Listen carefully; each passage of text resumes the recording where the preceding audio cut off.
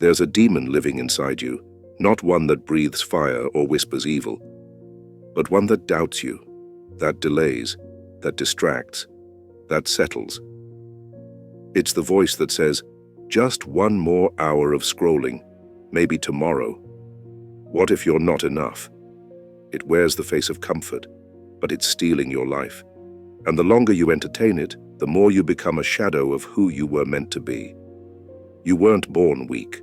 You were made weak by habit, by noise, by forgetting who you are. But here's the truth the Stoics taught. You can unmake weakness. You can silence the demon. You can build a new mind, a disciplined one, a focused one, a mind that doesn't flinch when the world throws chaos in your face. This video isn't just about Stoicism.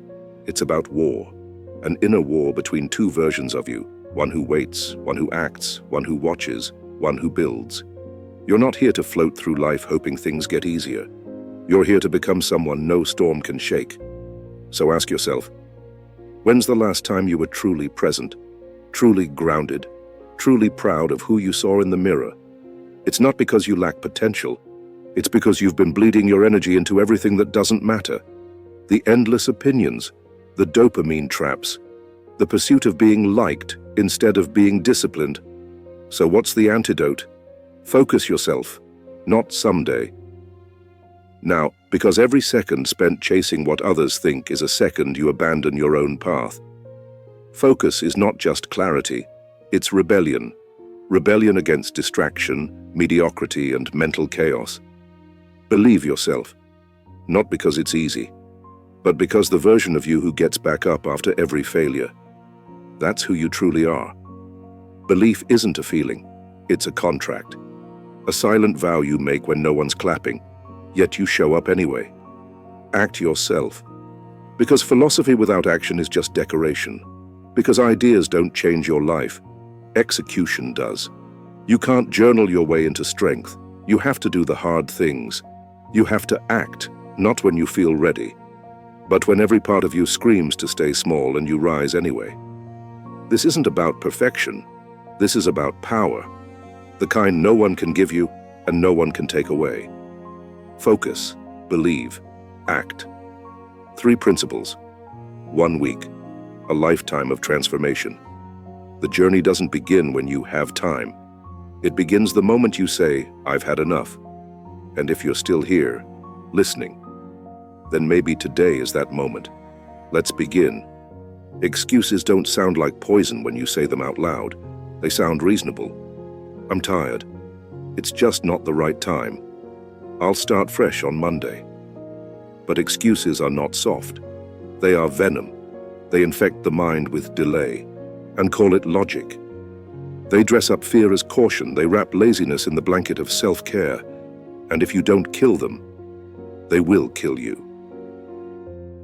This is principle 1, the death of excuses, because there's a version of you that's been chained, not by the world, not by fate, but by the lies you whisper to yourself every single day.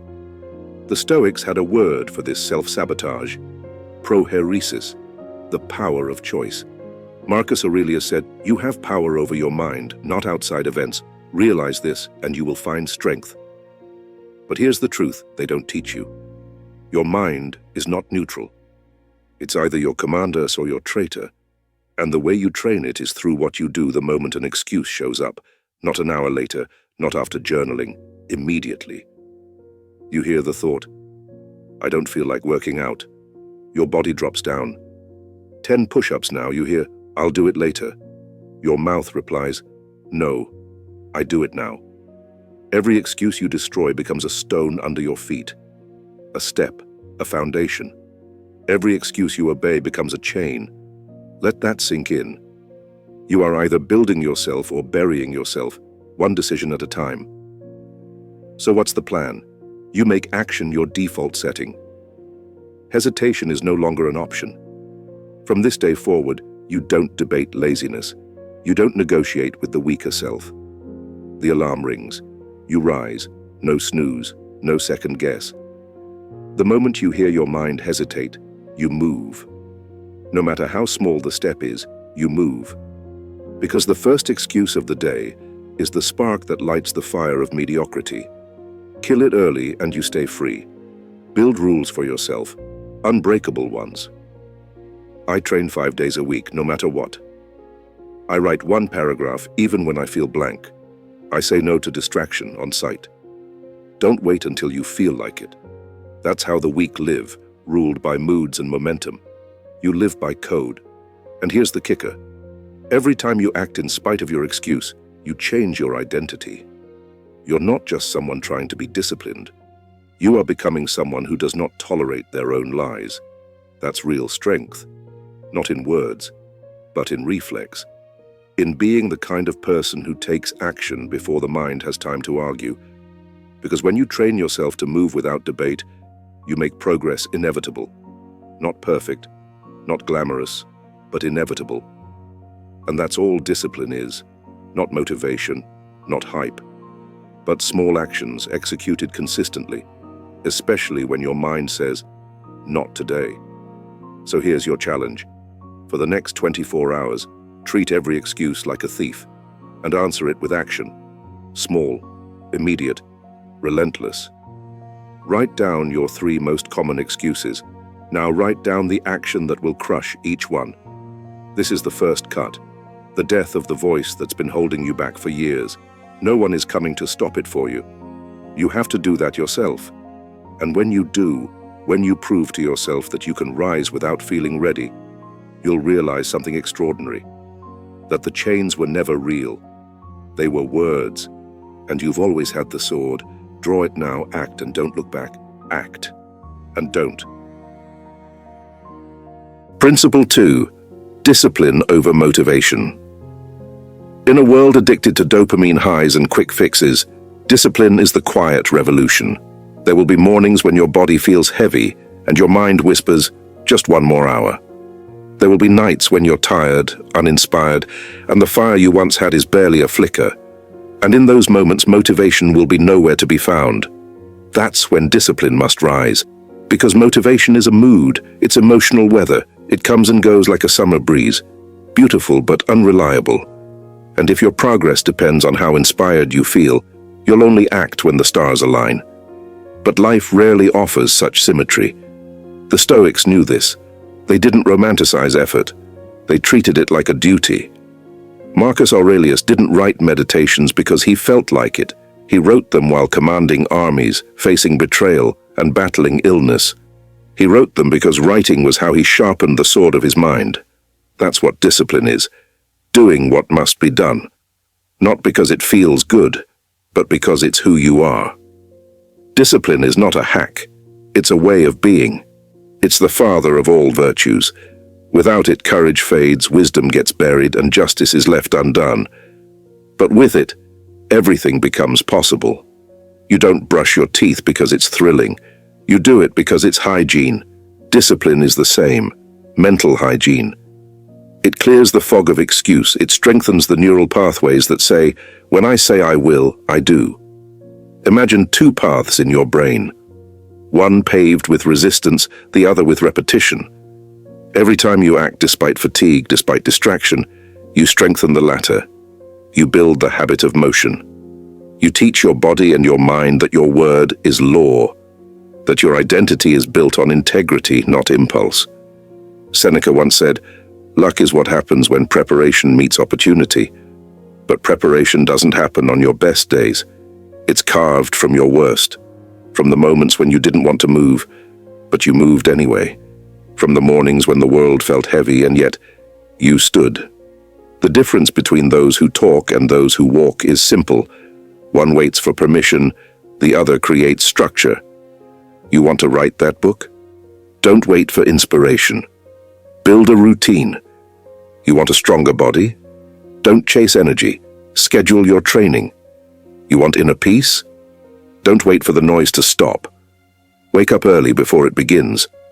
The disciplined man is free. Because he doesn't rely on external conditions, he creates his own internal engine. When the crowd is still asleep, he's already moving. And when the crowd is panicking, he's composed, because he has trained for this, over and over again. Discipline does not shout, it whispers. Show up anyway. It is the act of doing the thing, not because you feel like it, but because the person you aspire to be would never make excuses. It is how you kill the weaker version of yourself, through thousands of small acts of willpower that no one will ever see, but that shape everything you become. And here's the truth. Every time you follow through without waiting to feel ready, you widen the gap between who you are and who you used to be. That gap, that's where your new life lives. So, stop worshipping motivation like a god. It will betray you when you need it most. Instead, worship consistency. Worship your calendar. Worship the version of you that doesn't need to be told twice, because that version, that's the one who builds empires, quietly, methodically, unshakably. In a world that rewards drama and delay, let your power be discipline in motion. And let the world wonder how you're always so focused. You'll smile quietly, because you no longer ask permission from your feelings. You lead, you act, you endure. That's who you are now. Principle 3. Hardship is your ally. Weak men run from pain. Strong men forge their strength through it. Look around you. Modern life has done its best to anesthetize you. Soft pillows, fast answers, endless distractions. It has convinced you that discomfort is a flaw, that pain is something to be avoided, numbed, outsourced. But you know better. Somewhere inside you, the ancient fire still burns. The part of you that remembers, hardship isn't your enemy, it's your sharpening stone. Epictetus, born a slave, crippled by his master, rose to become one of the greatest Stoic minds in history. Why? Because he understood. Difficulties show a man to himself. You don't discover your strength in times of comfort. You find it when your back is against the wall, when the path gets rough and you keep walking anyway. That's when you meet the real you. The weak self. It avoids this. It hides behind complaints. It blames circumstances. It asks for fairness, for ease, for rescue. But every time it does, it grows smaller, softer, weaker. The strong self leans into pain. It chooses the cold shower, the hard conversation, the extra rep when the muscles are shaking. Why? Because it knows that strength is built in resistance, not in retreat. Hardship is not cruelty, it is instruction. Think of steel. It is forged through fire. It is beaten, reshaped, and tempered. Without pressure, it remains soft, brittle, unremarkable. So what are you doing with your pain? Are you using it as an excuse to give up? Or are you using it as fuel to rise? You want to grow. Then get uncomfortable, deliberately. Fast when your body wants food. Wake early when your comfort begs you to sleep in. Do the work when your mind screams for rest. You're not punishing yourself, you're training your will. The Stoics didn't just endure hardship. They sought it. They rehearsed poverty. They walked in the cold. They prepared themselves for misfortune so that when it came, they would not be surprised. They welcomed discomfort as a teacher. And you must do the same. Because life doesn't ask if you're ready. It throws the storm at you, ready or not. The only question is, did you train for this? Hardship is where the weak get broken, and the disciplined get built. When pain visits, don't run, listen. It's there to strip away the unnecessary, to reveal the core. You don't build character when things are easy. You build it when everything inside you says quit, and you keep going. That's how self-respect is earned. Not through likes, not through praise, but through scars, through grit, through silence. When your muscles ache and your mind resists, good. You're in the forge now. Stay there. And remember, pain is temporary. But who you become because of it, that's permanent. So stop asking for ease, start asking for strength. For the kind of strength that doesn't need applause, that doesn't need to explain itself, that just is. Calm, steady, unbreakable. Your hardships are not curses, they are assignments. They are shaping you into someone who cannot be moved. Most people avoid the fire. You walk into it. Because you know that's where warriors are made. Principle 4. Mastering your emotions. It starts with a look, a word, a tone. Someone cuts you off in traffic. A co-worker takes credit for your work. Your partner says something that hits just a little too deep. And suddenly, the heat rises in your chest. Your fists clench, your mind spins. You're not in control anymore, your emotions are.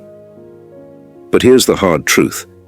When you allow your emotions to dictate your actions, you become a puppet, jerked around by circumstance, enslaved to impulse.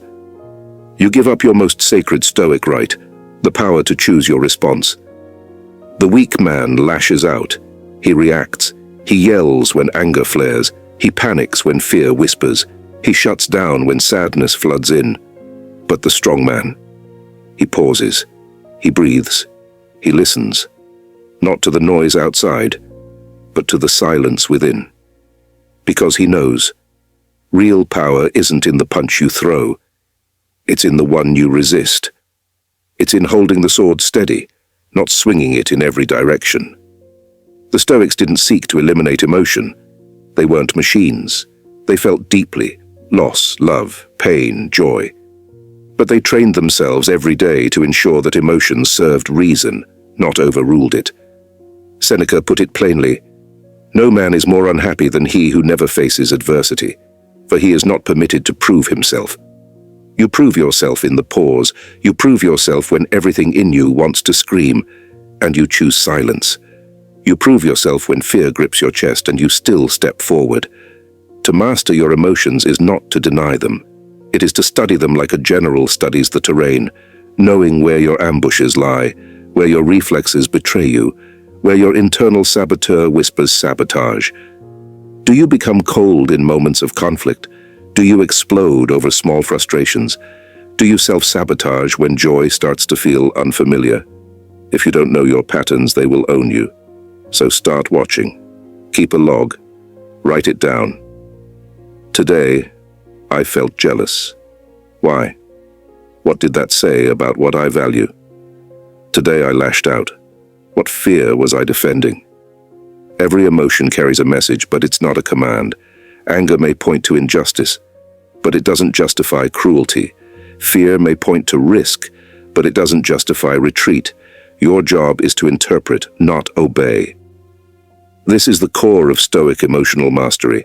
Emotions are visitors. You may hear them knock, but you don't have to let them take the wheel.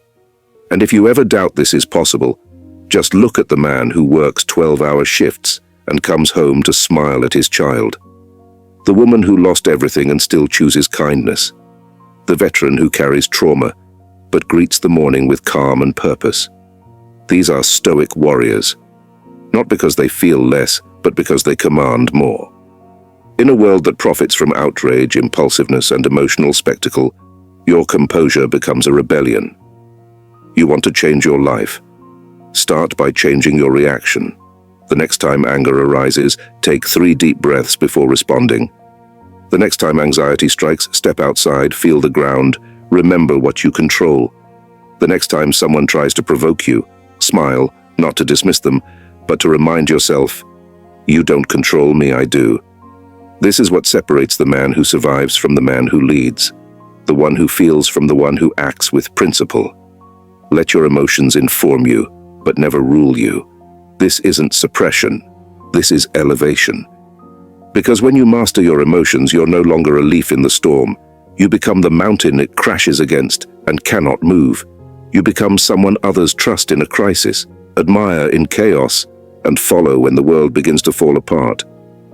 That's what Stoicism offers, not numbness but nobility, not detachment but dominion. You are not your moods. You are the one who decides what those moods become. So choose, and choose power. Principle 5. Self-respect through discipline. There's a kind of power that doesn't shout. It doesn't demand applause. It doesn't beg to be seen. It simply walks into a room and is felt. That power is called self-respect, and it's not given. It's earned. Earned every time you do the hard thing when no one's watching. Every time you keep your word to yourself, even when it hurts. In a world addicted to validation, likes, followers, approval, there is something radically stoic, almost rebellious, about a person who doesn't need any of it. Because their worth doesn't come from others. It comes from within. The weak self thrives on applause. It bends to fit in. It conforms to be accepted. But the strong self, it doesn't chase recognition. It commands respect through action, through consistency, through quiet excellence. And here's the paradox. The more you need to be liked, the less you like yourself. But the more you live with integrity, the less external approval even matters. Self-respect is not about pride. It's about alignment, when your values match your behavior, when your promises become actions, when your discipline becomes your identity. That's when self-respect is born. You said you'd wake up at 5 a.m., then you wake up at 5, not because someone's filming it, not because it looks good on Instagram, but because you said so. That's what makes you dangerous in the best way. You are someone who follows through. Seneca once wrote, "It is not that we have a short time to live, but that we waste much of it. And one of the most tragic ways we waste it is by betraying ourselves day after day. We say we'll change, we promise we'll stop. We swear this time is different. But then we break those promises. And each broken promise leaves a scar, not on our reputation, but on our soul. Every time you say just this once, you teach yourself you can't be trusted. So stop. Stop negotiating with weakness. Stop making your self-respect optional. Instead, build a code, a Stoic code. A few simple, unshakable rules. I train when I say I will. I speak the truth even when it's uncomfortable. I don't break my word, not to others, and especially not to myself. These aren't preferences, they're laws, your own internal constitution. And when you honor them, you walk taller, you think clearer, you live freer because you no longer need to pretend. You've become the real thing. It's easy to seek respect from the world, but it's harder and far more important to earn it from the one person who can't be fooled, yourself. You don't need praise, you need proof. Proof that when things get hard, you don't fold. Proof that when no one's watching, you still show up. Proof that you are a man or a woman of your word. And that proof? It's found in discipline. Not just on the good days, but on the days you want to quit. Not in the spotlight, but in the shadows, where no one claps and no one cares, except you. So forget being liked. Be trusted, be consistent, be dangerous, not because you're loud, but because you're solid. Let others chase attention. You chase mastery. Because when you respect yourself deeply, quietly, fiercely, you'll never need anyone else's permission to feel powerful. And that, my friend, is freedom. Principle 6. The art of endurance. It's not glamorous, it doesn't sparkle on social media, it doesn't make headlines, but it builds something deeper than hype. It builds immortality of the spirit. Because the truth is, everyone can start, but only the strong can stay. Only the disciplined survive the long nights when no one claps, the seasons of silence when growth feels invisible, the years when pain becomes the only certainty. And that's where most people quit. But not you. Because Stoicism doesn't promise a comfortable life. It offers something better. The power to endure anything life throws your way without breaking. Epictetus, who was born a slave and crippled in body, still said, "Difficulties show a man who he is, not who he pretends to be, not who he hopes to be. Who he is. Endurance is the battlefield where the illusion of potential dies and the truth of your character is revealed. Every hardship, every setback, every bitter morning is a test. Will you flinch, or will you breathe through it and take one more step? The weak man begs for escape. He prays for life to get easier.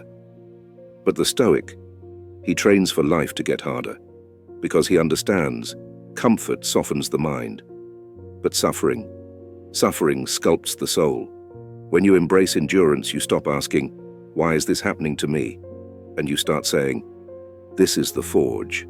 Make me stronger." That's what makes you dangerous. You stop needing the pain to go away, because you've learned to walk through fire and smile anyway.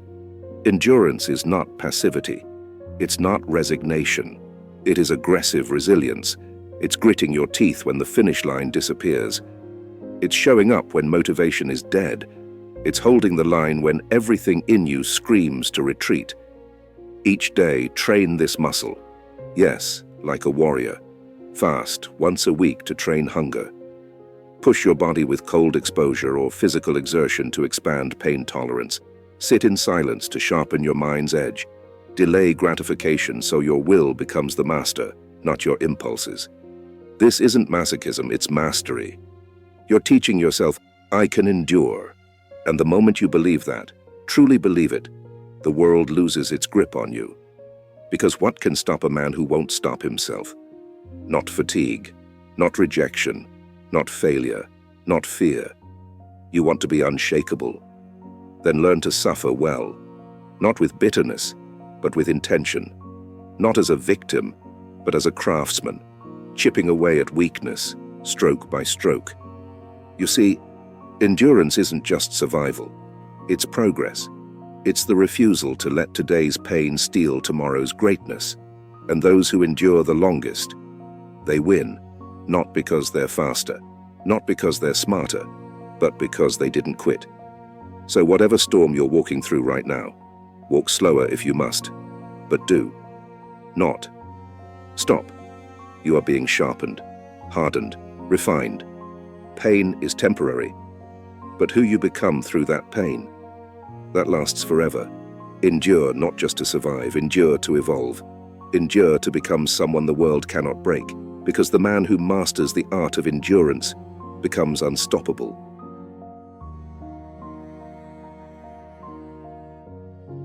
Principle 7.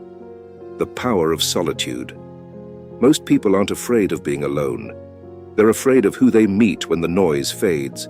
You take away the phone, the distractions, the noise of other people's opinions, and suddenly, there's nothing between you and your own reflection. That's why the weak run from solitude. They fill every second with stimulation, podcasts, messages, background noise, even scrolling endlessly through feeds they don't care about. Because silence forces confrontation, and confrontation reveals the truth. But the strong seek silence, because in that silence they do the work no one else sees. They see themselves, clearly, honestly, without performance. And they ask the hard questions, who am I becoming? What am I tolerating? What have I been avoiding? This is what Seneca meant when he said, a well-ordered mind is one that can stay in its own company. You don't build self-mastery in crowds, you build it alone. In the early morning hours before the world wakes up, in the evening quiet when no one's watching, in the stillness where your thoughts finally have room to breathe. Solitude isn't isolation, it's preparation, it's meditation, it's self-construction. The weak fear solitude because they mistake it for loneliness. But loneliness is craving company. Solitude is claiming clarity. It's where you sharpen your mind like a blade.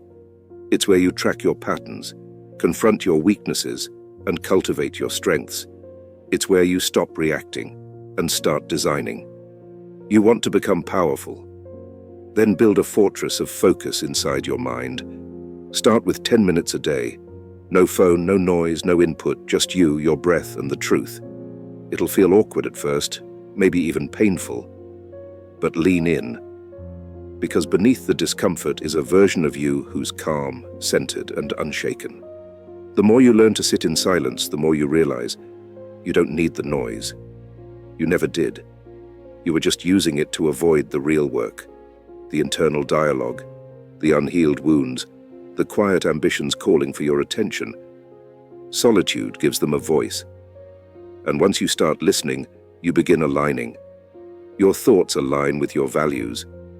Your actions align with your purpose. And your presence becomes sharper, stronger, more intentional. That's how the strong walk into a room and command it without saying a word. Not because they're loud, but because they're grounded. They've met themselves in solitude, and they've come back from that meeting with clarity, conviction, and direction. You want to know what separates the wise from the reactive? Solitude. You want to know how to become unshakable in a world of noise? Solitude. This is the true Stoic way. Not to isolate, but to integrate. To integrate silence into your day so that when life becomes chaotic, you remain composed. No chaos outside can shake a man who has peace within. So, make solitude a non-negotiable. Not once a year. Not when life forces you to pause every single day. Because the most important conversation you'll ever have is the one you have with yourself, in silence. And if you can face yourself without flinching, you've already won the battle that breaks most men. You don't become strong by avoiding yourself. You become strong by confronting yourself. In the stillness, in the silence, in solitude. Principle 8. Controlling the chaos of the mind. Most people never lose a war on the battlefield. They lose it inside their own head, in the fog of doubt, in the panic of anxiety, in the clutter of thoughts they never learned to manage. They are not beaten by life. They are beaten by their minds reacting to life. That's the chaos we're here to confront. Because if you don't control your mind will control you. And a mind left undisciplined is a dangerous place to live. It will grab onto fears and blow them out of proportion.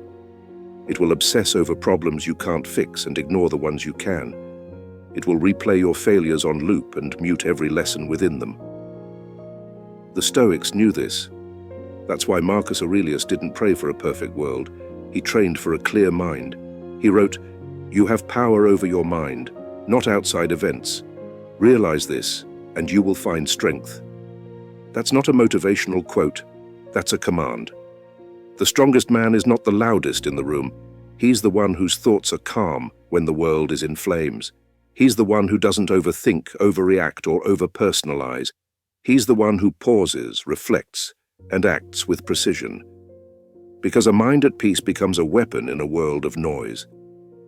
But let's be honest. Clarity isn't easy. Not in a world that feeds you distraction. Not when you've been conditioned to react instantly, emotionally, irrationally. So the work begins with observation. Watch your mind like a battlefield.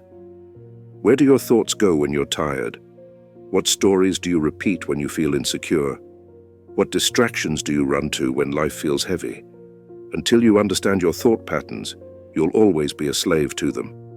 But the moment you step outside the noise and observe, you reclaim your authority. You shift from being your thoughts to commanding them. You stop reacting to every emotion, every comment, every fear, and you start choosing your response. That is power. That is peace. You see, most people treat their minds like an open field. Any thought can run through it, uncontrolled. But the disciplined man treats his mind like a fortress. He filters what enters, he patrols what stays, and he clears out what no longer serves him. He does not allow negativity to camp out and drain him. He does not dwell on imagined scenarios that haven't happened. He does not give energy to what he cannot control. Instead, he builds routines to clean the mind. He journals to track mental clutter. He meditates to train presence. He limits his consumption of digital garbage that pollutes his mental state. And he returns, again and again, to one fundamental Stoic question. Is this within my control? If yes, he takes action. If no, he releases it. This isn't just philosophy. This is emotional survival. Because an undisciplined mind will exhaust you, distract you, and sabotage every plan you make. But a clear mind, a focused, composed, grounded mind, that's your edge. It's the difference between panic and poise, between breakdown and breakthrough, between reacting to life and leading it. So if you want to be unstoppable, don't just train your body, train your mind, strip away the noise, confront your thoughts, and build a mental environment that makes strength your default setting. Because once your mind is clear, your path is too. And no chaos outside can shake the man who has conquered the chaos within. Master your mind, or be mastered by it. That is the war. And that is where the battle must be won. Principle 9. The warrior's mentality. There is a war going on inside you, not one of swords or blood, but of discipline versus indulgence, of strength versus softness, of the man you were versus the man you are becoming. Every morning when your feet hit the floor, the battle begins again. The lazy voice says, sleep 5 more minutes. The weak impulse says, skip the workout. The inner coward whispers, it's too hard, maybe tomorrow. But there's another voice too, low, steady, calm. It says, rise. It says, move. It says, we fight today. That's the warrior. And your job, every single day, is to feed that voice until it becomes the only one that speaks. Because the man who thinks like a warrior isn't waiting for life to go easy on him. He's preparing for when it doesn't. He doesn't hope the world will be fair. He trains to face it when it's not. He doesn't wish for fewer problems. He sharpens himself to be stronger than any of them. Marcus Aurelius faced war, plague, betrayal. But he didn't flinch. He wrote, you have power over your mind, not outside events. Realize this, and you will find strength. That's not just Stoicism. That's combat philosophy. The warrior knows the enemy isn't out there. It's in here, in the excuses, in the laziness, in the fear of failure dressed up as perfectionism. You see, the battlefield isn't the boardroom or the gym or the job interview. It's the moment you decide whether to act or retreat, whether to speak up or stay silent, whether to lead or fold. And victory doesn't come in grand gestures. It comes in small decisions made with ruthless consistency, like showing up to train when nobody's watching, like keeping your word even when no one's checking, like choosing clarity over chaos, control over comfort, purpose over pleasure. The warrior doesn't get to pick the terrain. He adapts to it. He doesn't get to choose easy. He makes himself capable of hard. He doesn't wait for courage. He walks into fear until it bends. He moves like a man who has burned the bridge behind him. Because retreat is not an option. But don't get it twisted. A warrior isn't reckless. He's precise. He knows when to strike, when to be still, when to say no, when to walk away. Not from weakness, but from wisdom. Discipline isn't a punishment to him, it's armor. Pain isn't an obstacle, it's a forge. And every failure, just another rep. While others chase motivation, he chases mastery. While others scroll, he sharpens. While others complain, he prepares. That's what separates the average from the elite. Not genetics, not luck, not talent. Mentality. A warrior mindset doesn't scream, it doesn't need to. It radiates, quietly, through how you move, how you carry yourself, how you refuse to fold. And when life throws its punches, as it always does, the warrior absorbs the blow and keeps moving forward. Stoicism isn't about suppressing emotions. It's about using them as fuel. It's not about being invulnerable. It's about being unshakable. The warrior feels fear but walks anyway, feels doubt but chooses discipline, feels pain but keeps his eyes on the mission. Because at the end of the day, it's not about beating the world. It's about beating the version of you who settles. The weak you, the passive you, the one who breaks at the first sign of pressure. You want to win. Kill that version. Train like your future depends on it, because it does. Speak like your words carry weight, because they do. Walk like your footsteps lead someone, because they will. The warrior doesn't hope, he doesn't beg, he builds. So every day you wake up, remember this. You are not here to be soft. You are not here to be liked. You are here to be forged. Every act of courage, every moment of silence in the face of chaos, every refusal to quit, that's a victory. And if you stack enough of them, the battle is won.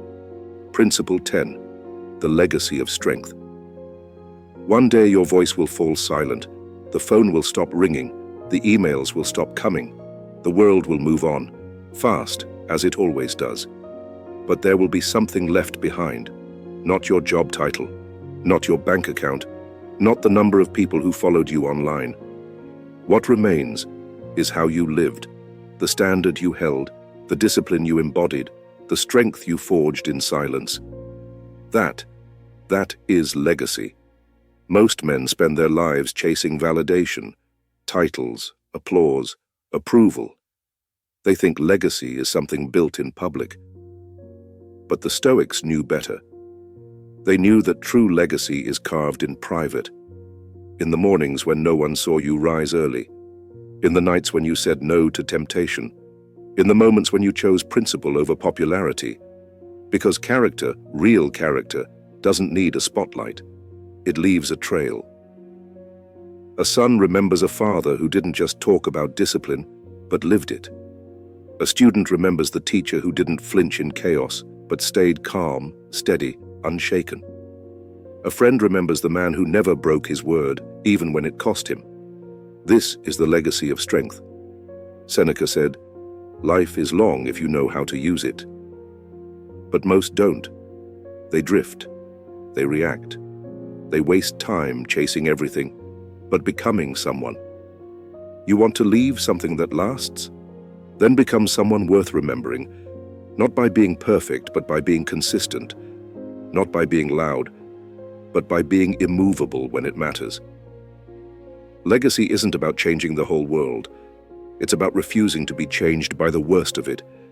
It's about being the one who stays disciplined when others fold, being the one who speaks the truth when it's inconvenient, being the one who chooses self-control over self-indulgence. Because here's the truth, people don't follow what you say, they follow what you do. Your children, your peers, your community, they notice how you handle pressure, how you carry yourself when no one's watching, how you respond to difficulty, discomfort, disappointment. And if you live with strength, if you master your emotions, your mind, your time, you won't need to ask for respect. It will echo in the lives of those you touched. That is the Stoic legacy. Not fame, not applause, but impact. Quiet, consistent, undeniable. Your habits, your resilience, your inner peace, those become the blueprint someone else uses when their life falls apart. Your refusal to complain becomes someone's model of courage. Your discipline becomes someone's roadmap when they're lost. That's how you live forever, not in statues, not in history books, but in the way others rise because of the way you lived. So don't just aim to succeed, aim to stand. To be remembered not for what you owned, but for what you overcame. Not for what you said, but for how you showed up, day after day, storm after storm. And when your time ends, as it will for all of us, you'll leave behind something no one can erase. The quiet, enduring legacy of a life lived with strength, purpose, and unwavering principle. A man who mastered himself, and in doing so, gave others permission to do the same. You don't need a miracle. You don't need a perfect past. You don't need more time, more money, more motivation. You just need a decision. One that says, enough. Enough with the excuses. Enough with the waiting. Enough with living as half of who you could be. Because change does not require a lifetime.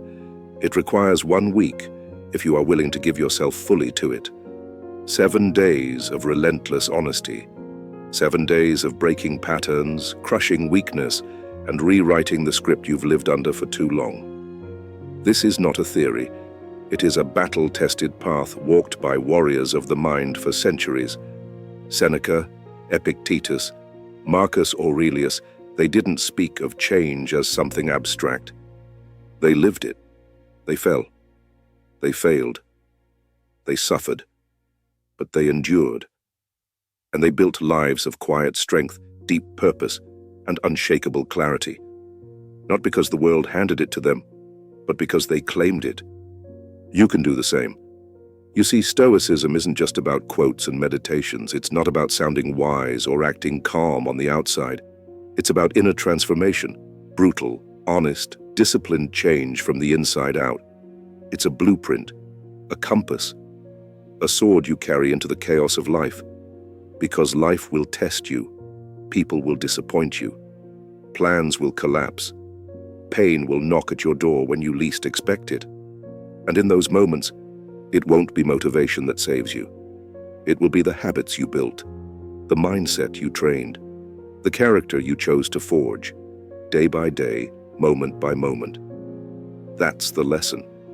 You don't rise to your goals, you fall to your systems. And if your system is built on weakness, comfort, and delay, then no dream is strong enough to pull you through.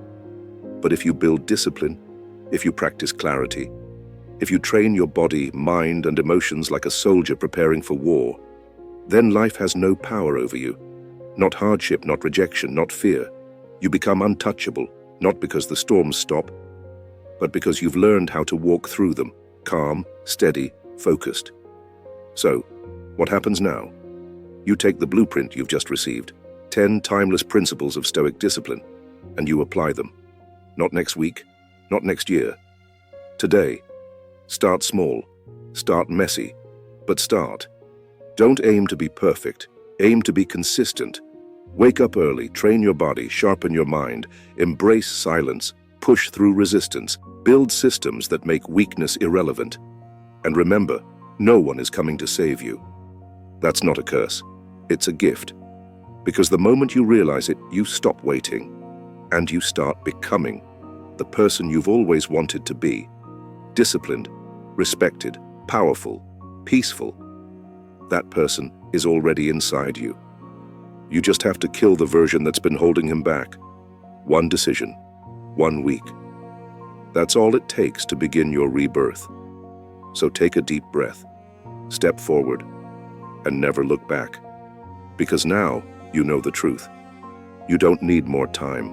You need more courage. And if you're willing to act, the world will never see you the same again. Thank you for watching. If this video sparked something in you, don't let it fade. Like the video if you're ready to act. Subscribe if you're serious about transforming. Share this with someone who needs to hear it. And comment below. Which version of yourself are you ready to kill? This isn't the end, it's your beginning. We'll walk this path together day by day, choice by choice. Stay strong, stay focused, and remember, discipline is freedom.